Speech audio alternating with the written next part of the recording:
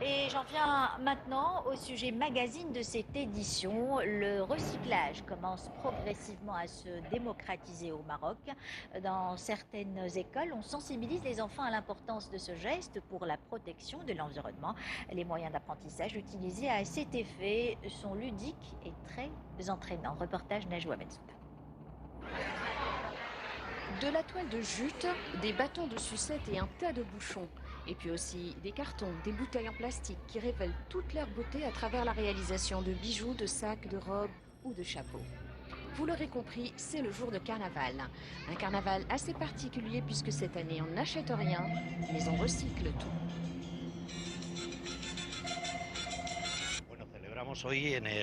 Nous célébrons aujourd'hui le jour du carnaval qui a pour thème le recyclage, une journée qui fait partie de tout un programme dédié au respect de l'environnement. En plus d'autres valeurs que nous essayons d'inculquer et de transmettre aux élèves.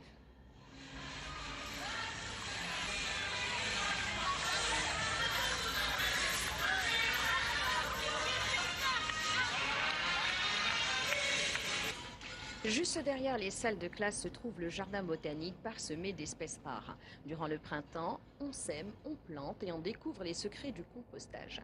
Les élèves mettent la main à la pâte à l'intérieur comme à l'extérieur de l'établissement. Ils participent notamment à des campagnes de ramassage d'ordures sur les plages.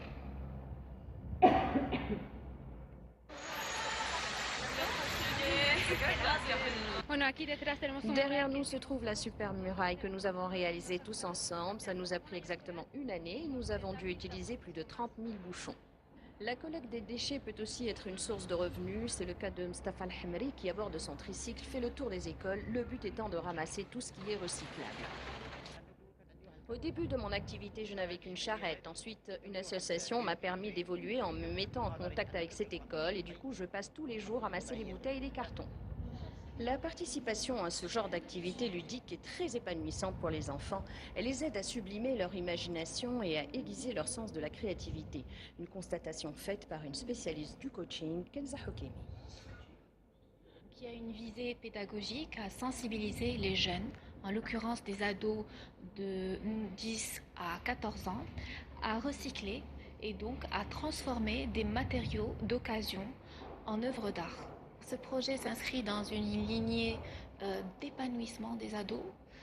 Aujourd'hui, on sait que l'adolescence est un moment assez difficile pour le jeune parce il est des fois en conflit avec lui-même. L'imagination l'aide à libérer cette énergie. Consommer mieux, mieux gérer les déchets, changer les habitudes à la maison comme à l'école, des gestes simples et quotidiens pour sensibiliser la future génération à la protection de leur planète.